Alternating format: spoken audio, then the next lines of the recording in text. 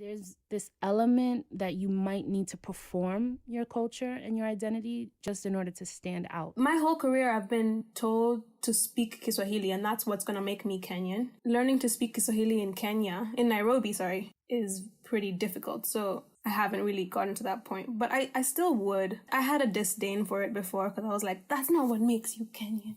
But now I'm like, it's actually a beautiful language. If I could ever put Kiswahili into my music, I'd want to do it authentically, but I'm not 100% sure that that's what would make me African. So I'm still figuring that out.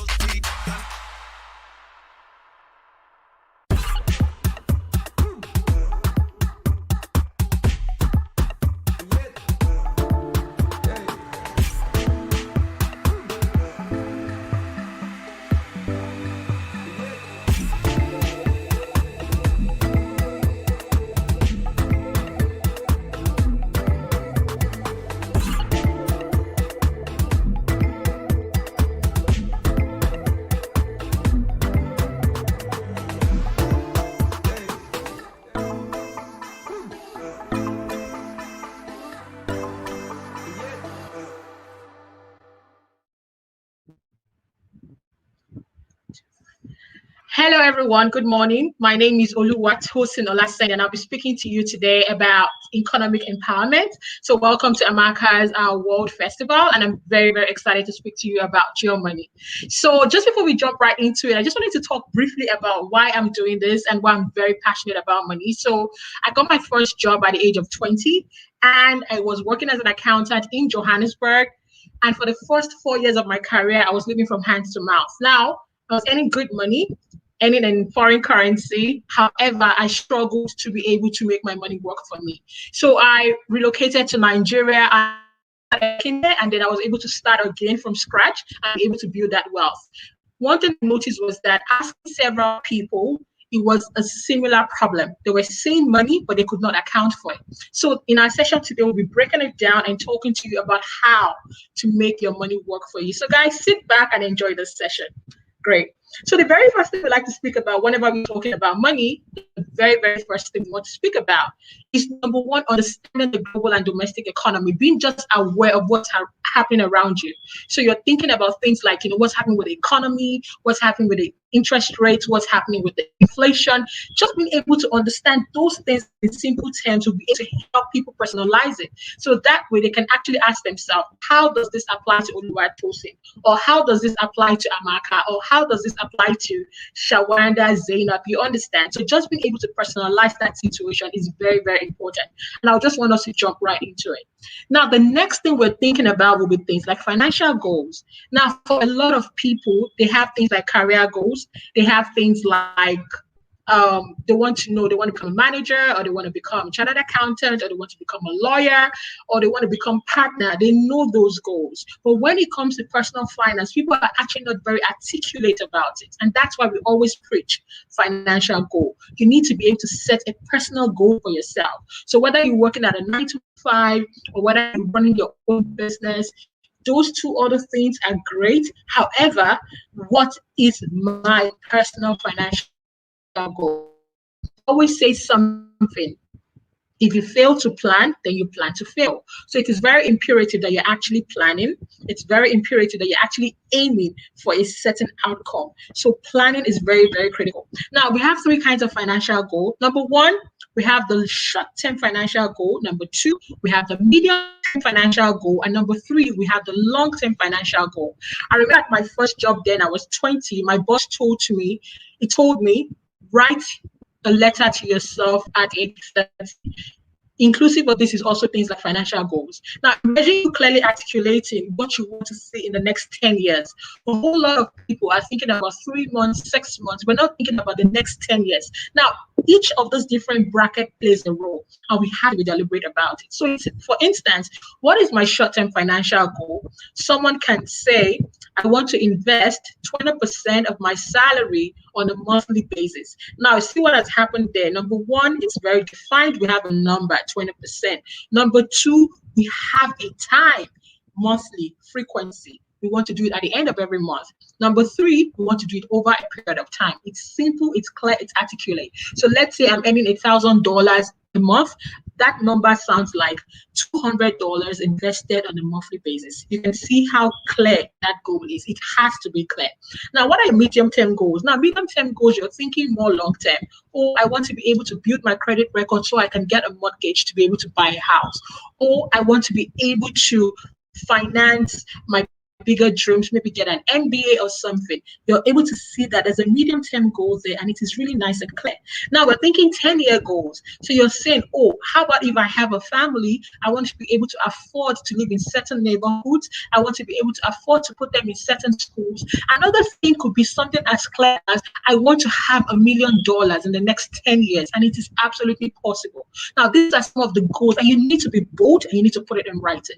So after our session today, I challenge you to get a pen and paper, or to get an iPad, or to just digitize that goal. I want you to write it out, and I want you to be very clear. Great. Now, the next thing we're talking about today is, what do you think wealth is? So guys, come into the chat box. Is wealth as a result of mindset, or is it as a result of knowledge?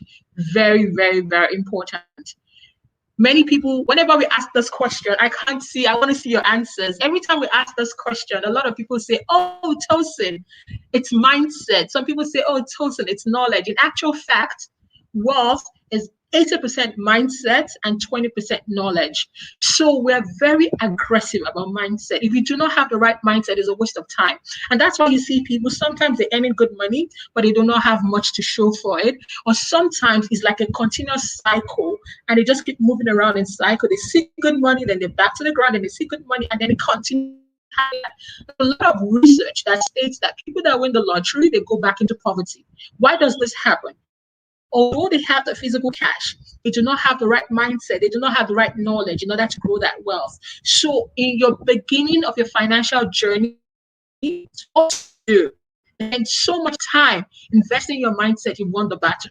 Now, I really, really love this book so much, and it's not promoted or anything. It's called The Psychology of Money. It's by Morgan Housel. It speaks a lot to the mind. Once you've won the battle in the mind, you can win any other form of battle. Now, wealthy people spend much more time thinking about their finances than poor. The average adult spends approximately 2 to 3 hours each month on their money, whereas self-made millionaires spend 20 to 30 hours per month. They're thinking, they're studying, and they're planning his or her finances. So very, very, very important information here. So if there's anything I want us to take away from this slide, I want us to understand that investing is like this. Your knowledge is like the seed. Your mindset is the soil. You plant that seed into that soil. If the soil is faulty, what's going to happen to the healthy seed? It's going to dry up. And that's what we see.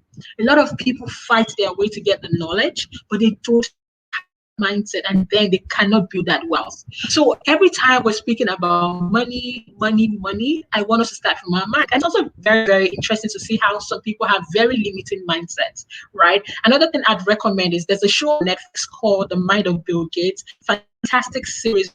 Coaches, we need to start training our mind to start seeing wealth as a long-term gain. Excellent. So next thing we're talking about now is also that wealthy people never leave things to luck. And I want you to take a guess. When you're thinking about wealthy people do not leave things to luck, what is coming to your mind? Actually, the biggest thing here is actually insurance. So the reason why we preach insurance is because if we do not protect what we have, what's going to happen? We have to spend money to replace it, and we're trying to avoid that.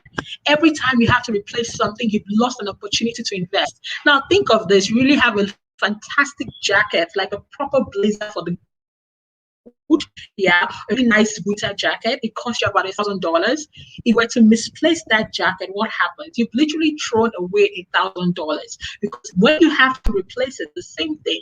Now, I just used the consumer good. Let's use something else that is tangible or durable. Let's say you could be using as a cost you about $1,500 thereabouts, and there's no insurance on it. You're not protecting it. If anything happens to it, what happens? You pay out of your pocket to replace it. So everything we can protect, we protect it. So we protect our health by getting health insurance. It's very important. It's not something we skimp on. It's an asset. You are the engine. Because if there's no health, there is no wealth, right? Very aggressive about protecting your health. There's a particular insurance company in South Africa. Guess what they do? They reward you for being proactive. So you go to gym, you drink water regularly. They have an app used to track amount of water you drink, or basically just taking steps to protect your health. They reward you for it. So your health is a critical asset on your journey to financial independence, because this is the engine, and you want that engine to be able to work for you for a long period of time. So you probably were not expecting this in a personal finance class, but it is very critical. We protect that asset. The next thing we want to talk about here is life insurance. A lot of people find this conversation very uncomfortable. When they think of life insurance, they're thinking death. When is it very important? My argument is this: if you do not have kids, okay, if the worst case scenario, if anything really happens, it's not the end of the world. But the minute you start having children, please, it's not a debatable item. You want to be able to ensure that if anything were to happen to you, there's something left for them, and you're not going to hope for the benevolence of the people that are left behind. So very important conversation. Now, the last but not the least in this segment is talking about reputation. Now, a lot of people are probably thinking, why are we talking about reputation in the personal finance class? But reputation is a critical asset, right? It affirms who that person is. It also maximizes your price in the market, right? So for instance, the market studio, and they're running this excellent campaign and program, right? And if you feel like it was of value and it was well priced, they've set a reputation, and it's something that could be taken to the bank, right? So reputation is also an asset that we should build as an individual. Extremely important. All right. So in summary, health insurance, auto insurance, life insurance, reputation protection, or legal insurance, extremely important.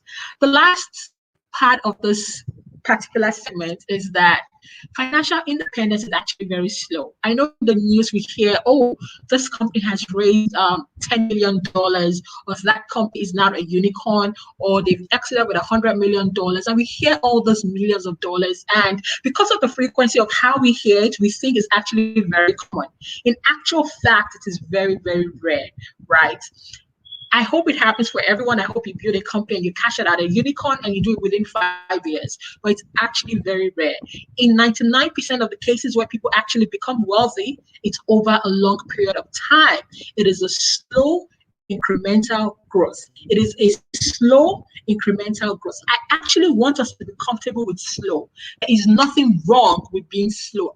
I'm more concerned about your consistency, how you're able to do it over time, how you're able to be deliberate about stacking the blocks in the long run. That's what I'm more concerned about. So don't worry about the pace. Worry instead about the continuity. And I'll be showing the numbers, right? So I wanted to ask you guys a quick question. So let's say you're in your mid-20s, yeah, and you want to have your $1 million, and you're earning approximately 8% per year on your income, right? On your regular investment. How much do you think you're investing on a monthly basis in order for you to get $1 million? Come to the comment section. Let me hear your thoughts. I want to know. What do you think? You think $1,000? How much do you think you need to bring down on a monthly basis, earning 8% per annum in order for you to hit $1 million? What do you think? I'd like to hear. I'm going to show you the answer. There's a right answer, but I also want to hear your answer. Okay, great. In actual fact, you can see my chat here. So basically, this chat is just showing us how much we need to invest in order for us to hit $1 million when we retire at a 7% return. You can see here that if you're in your mid-30s, we're looking at something around the level of $350 thereabout, right? So with something as, I wouldn't use the word little, but something as tangible as $350 on a monthly basis, you can actually walk away with $1 million. Now, a lot of people say to me, oh my gosh, Tosin, but it's so far off. Why do I have to wait for 40 years? Like, no, you don't have to wait for 40 years. You can actually double the pace. So if you feel that you don't want to wait for long before you hit your $1 million. Fantastic. Double it up. So instead of doing $300, can I do $500? Can I get a side hustle that can just be funding my goal towards hitting my $1 million valuation?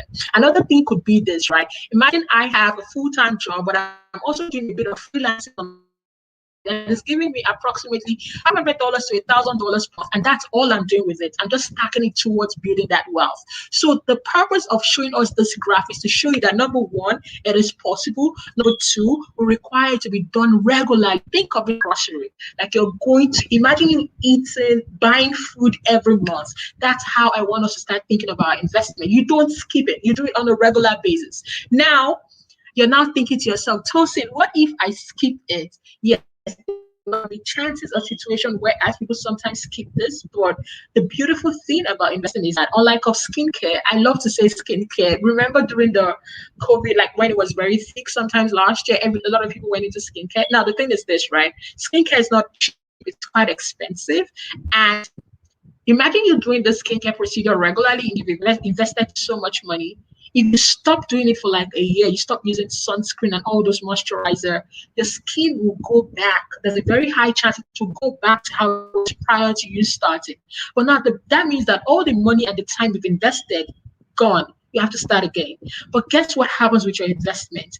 Even if you miss a month, even if you miss 3 months, what you've been investing in the past does not disappear. It compounds. It keeps like a seed. Once you put that seed in the soil, it keeps germinating. So this is so much reason why you actually even need to get invested. So even if you were to miss it, let's say you lost a job, you're depressed, something happens, you're not able to be consistent, all the seeds you've sown during the time you were consistent still comes true. So the aim of this particular graph, which is like my favorite part of this session, is to let you know that number one, it is possible.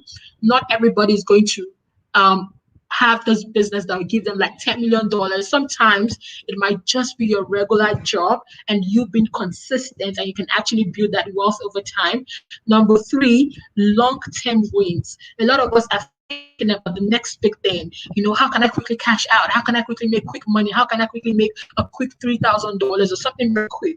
It's a reminder to you that be consistent and more aggressive about your consistency as opposed to one flash shows. So yeah, in summary, according to Stanley and Bianco, it takes the average millionaire about 22 years to accumulate $1 million over the time once he or her gets serious about their finances. So it's a long-term game, and I want us to go on this journey by being deliberate. All right, the next thing we want to talk about is just basically talking about the unstable macroeconomic climate and how it impacts how you invest. For instance, for those that are living in Nigeria, or those in South Africa or Kenya or all these other African countries, because of the depreciation of the local currency, it's very, very important that we're actually accumulating wealth in foreign currency, right? So if you look at the rands, if you look at the Kenyan shillings, if you look at the Nigerian naira or the Ghanaian cedis, you see how it depreciates over time. And we have a problem with inflation. Inflation is rising. We're also having a problem with the currency risk. So you have to be very deliberate about investing as well in foreign currency. Very, very important conversation. The purpose of this is that we want to be able to protect the return on our investment and have it what? Have it grow in the long run. Very important conversation. So it's very easy for us to keep talking about investing, but where do we actually start from? You know, at the beginning of the session, I spoke about financial goals and how it is critical for us. Another part of those financial goals that is very important is actually a budget. A budget is very important. There are two things you do not completely outsource. You do not completely outsource your health. You do not completely outsource your finances. They always tell you this: don't lie to your doctor, you don't lie to your lawyers, and you don't lie to yourself. Because anytime you do that, you're upsetting it. You do not help yourself to achieve your desired goal. So now, speaking about budgeting, there's a particular method that everybody speaks about, right? It's called the 50-30-20. The 50-30-20 is advising that you allocate your income to these three different buckets. So we have your needs, right, such as rent, electricity, utilities, things that you need to survive, right? You have 30% towards your wants. So I'm talking travel, hang out with the girls, bridal showers and all those other things. Then 20% is targeted towards your investment. Now, this is a very, very important conversation because every time you invest, you pay yourself first. Every time you pay yourself first. So very, very important conversation. And the reason why you're able to achieve this is budgeting. Now, let's tell you why budgeting is also very important. Do you know that there are companies that actually sell your data to other people? Yeah. So let me give you an example. So they say, oh, there's a lady in her mid-20s. She lives in New York. This is where she shops for her groceries. This is how she spends money. They're able to get all this data. They can tailor a product towards you. Now, if this information is important to them, why is it not important to you? Because that data emanates from you. So you need to be able to understand your spending pattern, and it tells you a lot about yourself. Now, for instance, your bank statement is it's such a revealer, right? You can just tell people's interest. So you can tell, oh, this person loves coffee. This person loves to give to NGOs. This person travel. Just from the bank statement, it says a lot about them. So I want you to start paying attention to this. And if you're saying to yourself, I don't know where to start from, a good place to get your bank statement for the past 3 months, study it carefully, understand the pattern, then you're able to see where your strength and where your weakness is, and draw up a budget. What will work for Oluwatosin might not work for Jennifer, and what work for Jennifer not work for Zainab. So it works for different people in different ways. Great. All right. Emergency fund is also important, right? Ask yourself, how much emergency fund do I have? Now, a lot of people ask me a question, Tosin, should I start an emergency fund first or should I start investing first? What do I do? What we always advise is this. If you don't have an emergency fund and you start investing, if you need that money urgently, you're most likely going to break into that investment and it might not be price. So we always say to people, first thing first, stash away 3 to 6 months of your living expenses, right? It's very, very important that you actually do that. So you can start with that first, and subsequent to that, then you start your investment journey. Another thing about an emergency fund is that it gives a sense of security, right? Just knowing that if anything happens, I have a little stash to fall back on. Very, very important. Very important. Great. So we've spoken a lot about investing, we've spoken a lot about savings, but there are 4 critical categories that a lot of people fall under, right? We have the first category. These are the people that do not save. Now, remember, for the purpose of this exercise, we're not talking about people living on that poverty line. No, no, no. I'm talking about people that actually have a source of income and are able to cover the essentials, right? So whatever is left after your essentials have been covered now, that's fair game. Are you investing or not? If you are not investing, it comes at a huge cost. Remember the chart I showed you the other time of what happens when you're investing on a monthly basis? Every time you don't do that, it comes at a cost. Number 2, these are people that actually invest too little. So imagine you have the capacity of investing, let's say $600 on a monthly basis, whereas you're only doing $200. That means that you arrive at your destination faster if you were actually investing what you're capable of doing. Now you're going to ask me, Tosin, what am I capable of doing? Remember that budgeting slide we showed you previously? Fantastic. You have to draw it up to suit you, to be modeled after you. The next one is this. Those who save to consume. You save to buy a car, you save to go on holidays, you save to go out with the girls or the guys and all of that, which is not a bad thing. That's absolutely fine. The only thing is that we want you to do this in conjunction with category 4. Category 4 is extremely important, meaning that you're saving to invest in the long run. Extremely, extremely important. Great. Speaking about investing, there's something that we must understand is that understanding the risk of investing, the risk return relationship is actually very well. Sometimes a lot of people are afraid, they've heard about bad things happening in the past to a couple of people and things like that. But there's something Warren Buffett says all the time that gives me comfort. He says that whenever you do not know what to do, right? Whenever you're afraid of risk, you simply don't know what to do. What he's trying to say is this: education and knowledge, it enlightens you so much. So you're not operating from a point of fear, and you're not operating from a point of constantly being afraid of not knowing what's going to happen. So once we have the right education, once we're getting personal finance, that means you're able to then start stacking your blocks, start building small by small, small by small. You understand? And then start growing it over time. So I don't want us to see risk as a dirty thing. Like a lot of people talk about risk in a negative way. They always associate risk with losses, and we want that to stop. Instead, look at risk as an opportunity for you to leverage on it, an opportunity for you to ride the wind, opportunity for you to get into there and be able to make something out of it. So we want to start seeing risk from a positive light. How can we use it to our advantage? Great. So we've spoken about risk and about investing and about the returns. And at the end of the day, everybody that is investing is basically managing risk. So we primarily have three different buckets when we're talking about. We say, how do I then invest? There's three primary buckets. Number one, your low risk asset basically is giving you comfort, something to sleep at night, right? So you're looking at treasury bills, you're looking at savings in the bank, you're looking at they call it a high yield asset, right? So depending on what part of the world you're in, if you're in the US, if you're in the UK, if you're in Europe, just basically ask the asset management industry, how can I locate a high savings account, right? That is usually higher than what is obtainable in the banks, right? And they have that. So there are different apps that actually give you that opportunity in these different countries. The treasury bill also falls on that here. Now, the nice thing is this, right? It's low risk. You can sleep at night. And we preach this as well. The problem is people are either taking too much risk or taking too little risk. If you put all of your money in a low risk asset as a young person, it's not exactly wise. You need to actually take some risk. But what we are preaching is how do you then balance that risk?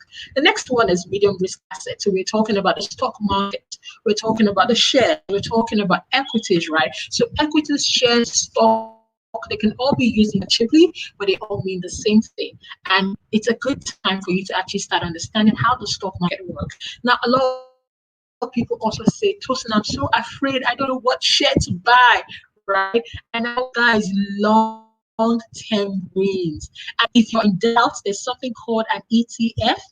An ETF is an exchange traded fund, meaning that is accumulation of different kind of stocks. Think of a cocktail. In a cocktail, you can have some gin, you can have some, just different things going into it, like some Coke, and there's some vodka, and all these different things going to that cocktail to create that cocktail. And that's how an ETF is formed. An ETF is a formation of different shares. So you have Amazon, Walmart, and you have all these different shares in just one cocktail. What happens is that it manages the risk. When some shares are going up, some could be going down, some could be just stable. So because you have all of this mashed together, you're getting an average of what's happening with all this stock. So for people that are a bit concerned about, I don't know what to go about, an easy place to start. Great. Now, why people invest? Invest because of capital appreciation, and they invest because of dividend, right? So that is primarily why people invest. Capital appreciation means that I bought this share for £5, I bought it for $5, and it's now £10 or it's $10. But we catch the gist. You can see that the appreciation is growing. A dividend, on the other hand, is like an annual return for actually having that investment. Great. So I love this particular scenario, and I just wanted to quickly speak to you about it, right? So we're talking here that this was for Netflix. If people had invested in Netflix about 14 years ago, they could have had like 14,500% return, right? Just from making that decision. Now you're probably thinking, oh my gosh, that's a whole lot of money. Yes, it's a whole lot of money. But guess what happened? In the first 10 years or so, this particular share was relatively flat. And people are uncomfortable with waiting. And that's why we keep preaching just being able to wait. Start thinking long term. Stop chasing your shares up and down. Just let it grow in the long run. It's another company in China. I love using that example. It's called Tencent, right? Tencent has different features, gaming, advertising, the whole works. It returned a whooping 60,000% in 16 years. Again, look at the first 10 years of that share. It was relatively flat, not much was happening. The magic started towards the end of it, towards the last 4 or last 5 or last 6 years. So I particularly and deliberately chose these two stocks in order to show you what could happen in 16 or 14 years. Now, not all companies have this kind of crazy. Some companies will drop, some companies will stay flat.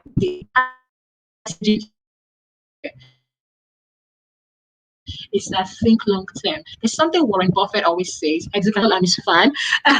He says this, that how do I choose a company? If an idiot can run that company, then that company is a good company. So you're probably thinking to yourself, what is that company doing? Can an idiot run it? So for instance, and I'm not trying to tell you to choose stocks here, right? So I'm thinking here, I'm looking at the business model of a certain company. If somebody that was not very, very smart could sit there, would they be able to do it?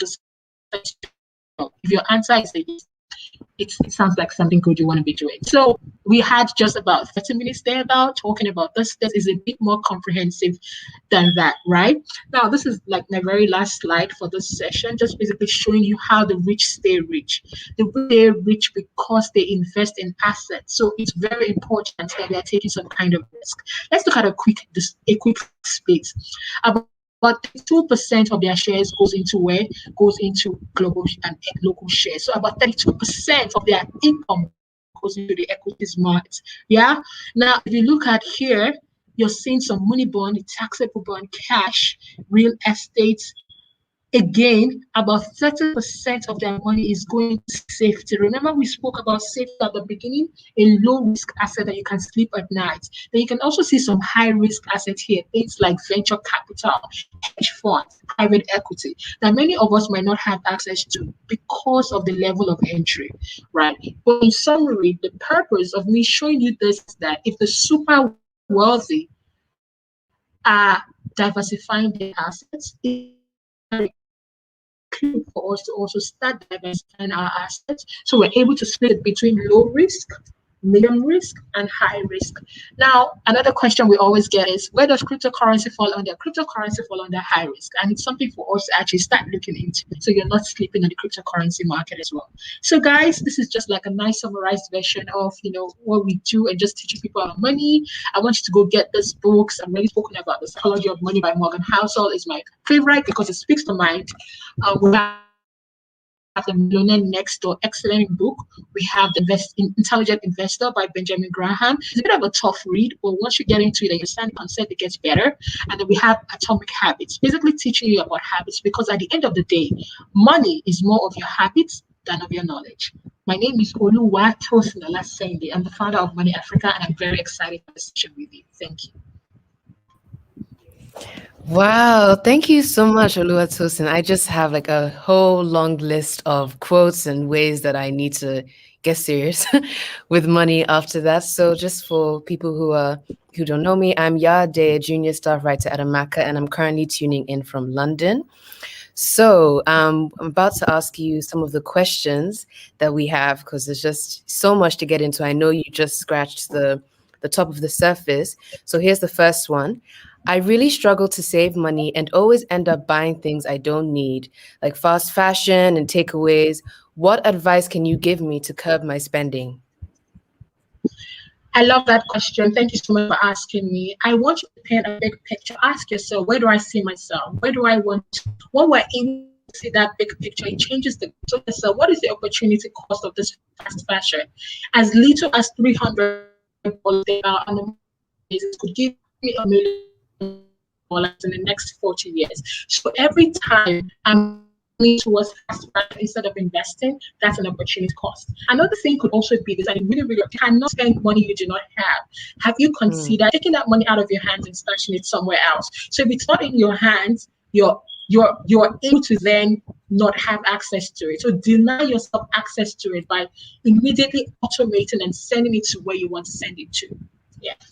And also, I just want to add to that, there's a way, in order for you to solve a problem, you need to be able to identify it. So I might not struggle with investing because I've been there before, I've fixed it. But there are things I also struggle with. Like now, I want to be able to exercise like 3 times daily. So I start looking for how to hack it. So look for other things you've done successfully. What are the things that help you do it successfully? Take that strength from there and apply it where you have weaknesses. Thank you. That's very helpful. The next question. I really want to get on the property ladder and have been saving for years on my own, but my salary isn't big enough for a mortgage.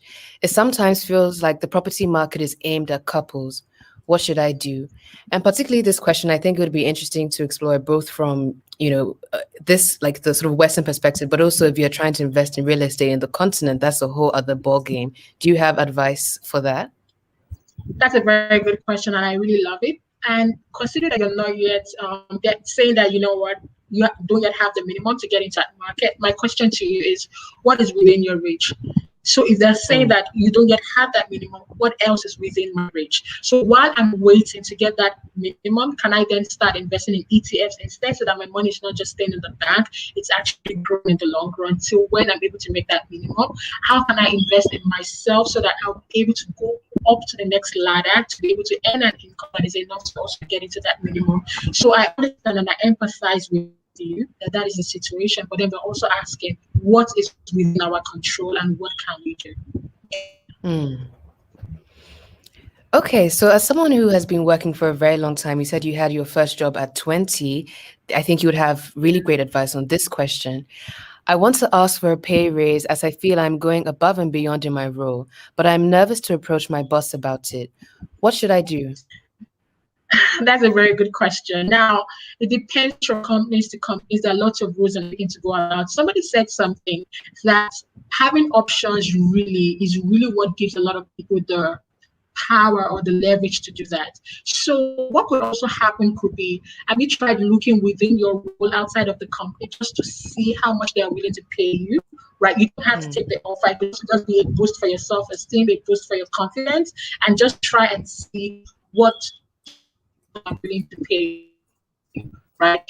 If you're able to get a contract or like to be able to get an offer, it could be something you can then go to management. But remember, before you start the negotiation process, it could go either ways. It could be a yes, it could be a no. Better than we do, right? Do you already have people approached in the past? If you also have a trusted person within the organization that you can also speak with, that would be great. You understand? Because what could work for one company might sabotage you at another company. But very, very importantly, try and see what is available in the open market and to go outside with the roles you have, the strength you have, and the skills you have. And let's see what we need to offer you. So a lot of research first. Yeah, a lot of research. Okay, so around this time, a lot of us are also starting to think about, building with others. How can we pivot towards community economics? So the next question is, how can I get my friends and family to invest or start a business with me? I love that question. I think at the end of the day, people invest first in a person before they invest in the business, right? And I would say, instead of you trying to convince them first, convince yourself first. Go look for the market, right? Go and start it. When we started Money Africa, our first clients were not our friends or family. We actually did it on our own, right? And then eventually, it was easy to buy them in, right? And also, I want to show you how limiting it is. So let's say we have a maximum of like 20 friends, and out of those 20 friends, we have a maximum of like 10 people that could invest in us. You're limiting yourself to just those 20 people, as opposed to if we're able to actually build it and get the eyes and the eyeball of a whole lot more people, that you have options. Right, so I would say start in the way that you can start. They can see it, right? It's easier for you to just keep saying it on paper. They can see the energy, they can see the diligence, they can see the consistency. So go and start something first, then you're able to show a pattern, you're able to tell a story. There's something on paper, and also if these are truly your friends, if they've seen what you've done in the past, they can then be able to extend that. They call it transferable skills into what you're currently doing, but do not limit yourself to your friends and family. It doesn't make them evil. It does not make them bad people. They might simply not be high risk takers, or they are simply not interested in that line of business. So open yourself to wider markets. And would you say it's better to build with people you know or find business partners elsewhere? Okay, so my sister is like, she's the next large shareholder of our business, right? We're able to find that unique, fantastic bond. And for other people, it could be a friend in college, but other people, they met at an accelerator. So the truth is, there's no one size fits all. I want people to be open enough to be able to explore. I find it very shocking when people say, oh, we met at a business meeting, we had similar ideas, and we start like, oh, wow, you guys did that, right? So don't write anything off, right? Also, don't limit yourself. I keep saying limit. If options gives you power, oh my gosh, it's a beautiful thing. So don't limit yourself to just the people you know. Be open-minded as well. You might just find that opportunity with other people that you might have not known in the past, and it could also just work. A couple of people, that's worked for a couple of people. So going off of that, this person says, I struggle to say no to family and friends when they ask for money. So we can focus on securing the future. Do you have any tips on how to better manage student loans and other debts that may be crippling or our ability to plan for the future? Great. I'm going to start with the person that is struggling to say no to friends and family. There's something called a black tax. Black tax is basically coin talking about people from developing economies that actually have to support other people. Now, my argument is this: you cannot pour from an empty cup. We must always remember that you need to ensure that that cup is nice and steady and it's full to a relative extent, because if it's empty, you can't pour from it. So what we always advise is have a budget, and you have to be honest with yourself. So let's say your budget for things like this could be like $100. Once the ask is higher than $100, you also have to be honest that I cannot afford it. There's no shame. Now, a lot of people sometimes do this out of guilt. Sometimes people do it because they want to be celebrated. We all love acceptance and love and affection from family. We really do that. But if you're not building on the long run, then you would also be a liability in the future. So you have to strike a balance, right? And you have to be very honest as well with them. Yeah. And for the Okay, so I student want loans, student loans, great. So it's a very interesting conversation every time we're talking about, student loans, how do we manage it and things like that. Number one, congratulations on getting an education. Many people do not get it. So you need to get a loan, so it's because you're getting an education.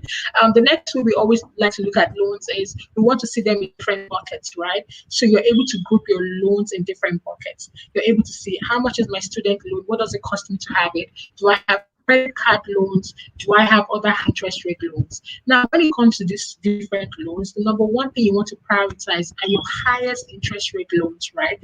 The quicker you pay those ones off, you have more resources to then go after your cheaper loans. Another thing you could also do is just being able to break it down. So do I want to pay it over 5 years? Do I want to pay it over 10 years? What is the amount on a monthly basis? Can I get a side hustle that I could dedicate towards just paying this particular thing? Sometimes we don't know how much we can stretch ourselves because we have not tried, right? So do I have an extra skill? Imagine I've been able to do freelancing, do other things that can give me an extra $250 or give me an extra $300. And the purpose of that fund is to be able to contribute it towards my loan. So different things from different people. And let's say that opportunity does not exist. What is my existing income and what portion of it could I target to? But please do not ignore that loan. You have to be contributing something to it on a regular basis. and we've talked about investing with friends and family, but what about tips for investing in friends and families' ideas? Okay, great. Number one, get a lawyer. I know people say, oh, Mm. they're my friends and things like that. And I just want us to do things by the books. Yeah. Um, there are cases where these things are not done and they still go on to be successful. But just to be on the safe side, just get a lawyer. And getting a lawyer also gives both of you comforts, right? Also, a lot of people plan for starting, nobody plans for ending. You need to plan for that as well. Should the case that either of us is not interested in this anymore, how do we handle it? The reason, see, when you start planning for those things head on, if anything starts coming, that fear, oh my gosh, if it doesn't work out, you've reduced it to a certain extent. So once you're starting that plan, you're also telling yourself, if this does not work out, how can we exit? So please close your eyes, get the lawyer involved, plan for starting, also plan for if it doesn't work out, how do we exit? So Lego.